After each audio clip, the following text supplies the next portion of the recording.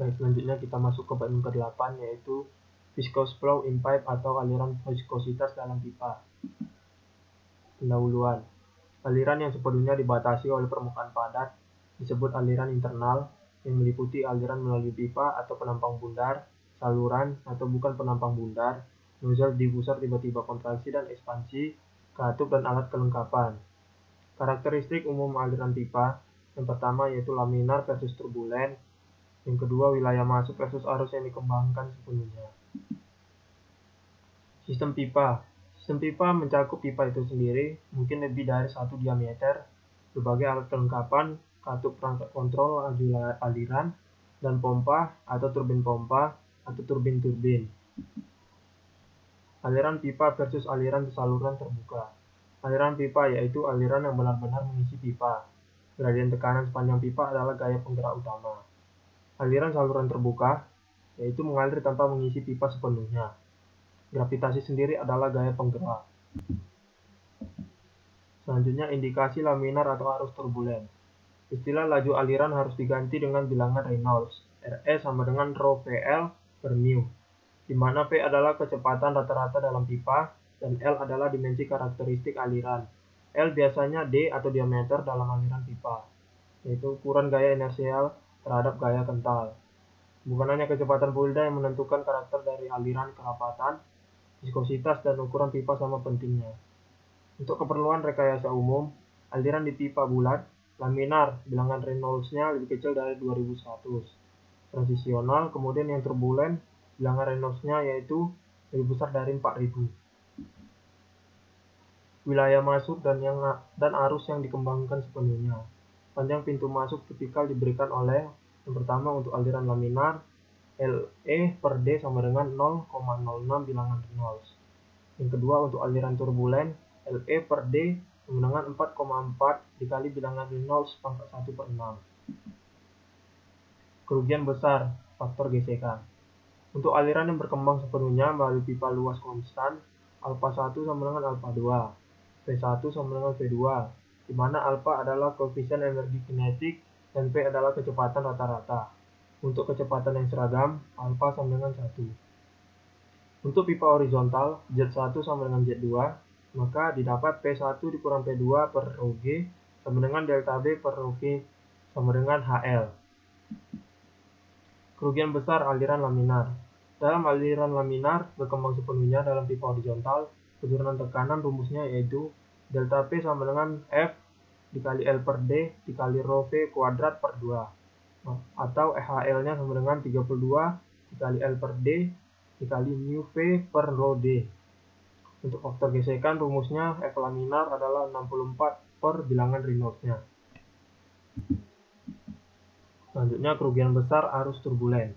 Dalam aliran turbulen yang berkembang sepenuhnya, penurunan tekanan atau delta P yang disebabkan oleh gesekan dalam konstanta horizontal dalam pipa luas konstan horizontal diketahui bergantung pada diameter pipa D, panjang pipa L, kekasaran pipa E, kecepatan aliran rata-rata V, densitas fluida rho, dan viskositas fluida mu. Head loss majornya rumusnya yaitu sama dengan F dikali L per D dikali V kuadrat per 2G. Berikut tabel kekasaran untuk pipa. Berikut bagan Moody. Kerugian kecil. Kebanyakan sistem pipa terdiri dari lebih dari pipa lurus. Komponen tambahan ini seperti katup, tikungan, pipa T, dan sejenisnya menambah hilangnya head keseluruhan sistem. Untuk penurunan tekanan rumusnya delta P sama dengan KL dikali setengah rho V kuadrat. Untuk kerugiannya head loss minornya sama dengan KL dikali V kuadrat per 2G. Berikut struktur internal katup. Untuk gambar yang pertama yaitu block valve, yang kedua gate valve, yang ketiga swing check valve, yang keempat yaitu stop check valve. Saluran non-sirkular. Untuk saluran melingkar, rumusnya DH sama dengan 4A per P sama dengan 4QR kuadrat per 2PR, maka didapat D. Untuk saluran persegi panjang dengan lebar B dan tinggi H, rumusnya DH sama dengan 4A per P sama dengan 4B dikali H per 2 buka kurung B tambah H. sama dengan 2H per 1 tambah A dikali R. AR sama dengan H per B. Untuk contoh soal yang pertama, dalam aliran laminar yang berkembang sepenuhnya dalam pipa bundar, kecepatan pada R per 2 atau pertengahan antara permukaan dinding dan garis tengah diukur menjadi 11 meter per sekon. Tentukan kecepatannya di tengah pipa. Penyelesaiannya, alirannya stabil, laminar dan berkembang sepenuhnya. Profil kecepatan aliran laminar berkembang penuh dalam pipa melingkar diberikan oleh UR sama dengan U max dikali 1 dikurang R kuadrat per R kuadrat besar. Kemudian, di mana U max adalah kecepatan maksimum yang terjadi pada pusat pipa, R sama dengan 0. Pada R sama dengan R per 2, U R per 2 sama dengan U max dikali 1 dikurang R besar per 2 kuadrat per R besar kuadrat.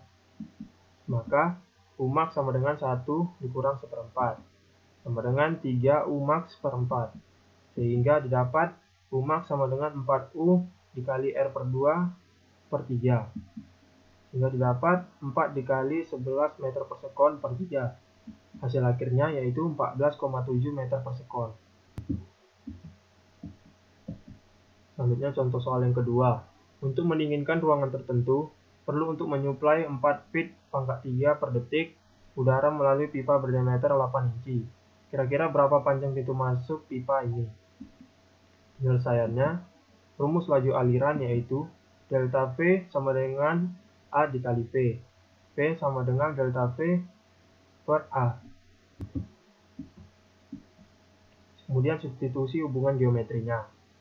V sama dengan delta V per pi D kuadrat sama dengan 4 feet per pi per 4 0,66 pangkat 2 second sama dengan 11,46 feet per second.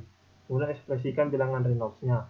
Bilangan Reynolds sama dengan rho Vd per mu sama dengan Vd per viskositas. Maka bilangan Reynolds-nya 11,46 dikali 0,66 per 1,57 dikali 10 pangkat minus 4.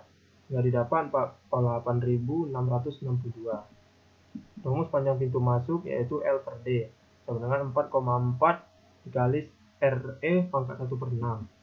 Sehingga didapat L-nya sama dengan D dikali 4,4 bilangan Reynolds di pangkat 1 per 6. Kemudian 0,66 dikali 4,4 dikali 48.662 dipangkatkan 1 per 6 feet. Sehingga didapat panjang pintu masuknya yaitu 17,72 feet. Baiklah, sekian untuk pembahasan materi dan pembahasan soal untuk bab 8. Terima kasih.